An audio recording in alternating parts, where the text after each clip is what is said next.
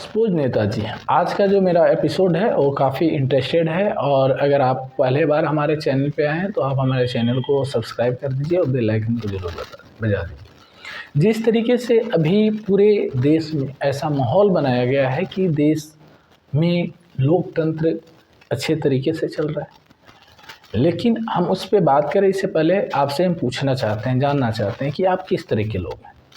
एक वैसे लोग जो थोड़ी सी गलती करने पर जिसके ऊपर पुलिस या कानून काफ़ी हावी हो जाता है, यहाँ तक कि आपके घर के सामने आपकी बेइज्जती किया जाता है, आपको खींच कर ले जाया जाता है, आपको पीटा जाता है, आपको मारा जाता है। एक छोटी सी मिस्टेक हो जाए तो, या फिर वैसे जो मंत्री जी के चमचे कह लें या मंत्री जी के साले कह लें हैं, तो आपको पुलिस एक स्पेशल ट्रीटमेंट देता है। या फिर आप वो ऐसे जनता हैं जिन्हें हज़ारों हजार करोड़ गमन करने के बाद भी समन दिया जाता है, रिक्वेस्ट किया जाता है कि आप हमारे पास आइए, हम आपसे पूछताछ करेंगे। आप किस तरह के लोग हैं, पहले आप डिसाइड कर लीजिए। अगर आप एक गरीब तबका से आते हैं और एक गरीब तबके के बात को जानना सुनना पसंद करते हैं तो आपको ये बात बहुत ही अच्छी लगेगी। तो आप हमारे वीडियो में पूरे तरीके से बने रहिए और जो जो बातें आज होगी उसे गौर से सुनिए, और उसके बाद आप लास्ट का जो मेरा 2 क्वेश्चन होगा उसका जवाब दीजिए। जिस तरीके से अभी फ़िलहाल लोकसभा चुनाव चल रहा है और लोकसभा चुनाव में आचार संहिता लगा हुआ है, और आचार संहिता लगने के बाद जिस तरीके के चुनाव प्रचार हो रहा है वो क्या सही है? अगर कानून है, आचार संहिता है, तो फिर सबके लिए एक समान है, चाहे वो मंत्री हो, चाहे वो प्रधानमंत्री हो, चाहे एक रिक्शा चालक हो, चाहे एक ठेला पे सब्जी बेचे। कानून जब सबके लिए एक समान आप मानते हैं तो फिर आप ये भी मानिए कि हमारे देश के जो प्रधान हैं उनके लिए भी कानून वही होता है जो कानून हमारे लिए होता है, जो कानून एक जूता सीने वाले मोची के लिए। अब आचार संहिता लग गया और इस पे फिर आप हमसे पूछेंगे कि ऐसा क्या हो गया जो वीडियो बनाने की ज़रूरत पड़ गई।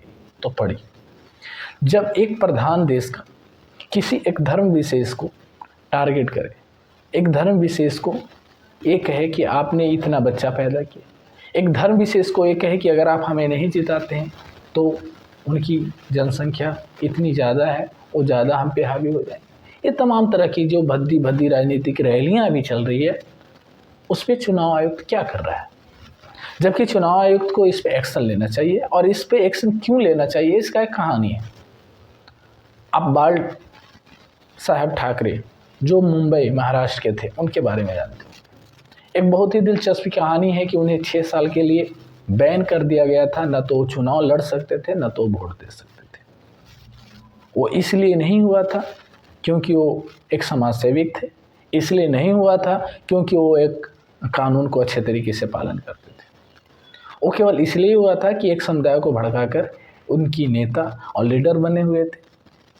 वो तब तक तो सही है, लेकिन जब आचार संहिता लग जाए, चुनाव का जब कैंपेन शुरू हो जाए और उसमें अगर किसी धर्म की आड़ लेकर आप वोट बनाने की कोशिश करते हैं, वोट मांगने की कोशिश करते हैं, तो क्या ये चुनाव संहिता जो है वो आपको आज्ञा देती है? तो नहीं। तो हम बात करते हैं बाला साहेब ठाकरे का। जब मुंबई में चुनाव चल रहा था, अगर हम डेट बता दें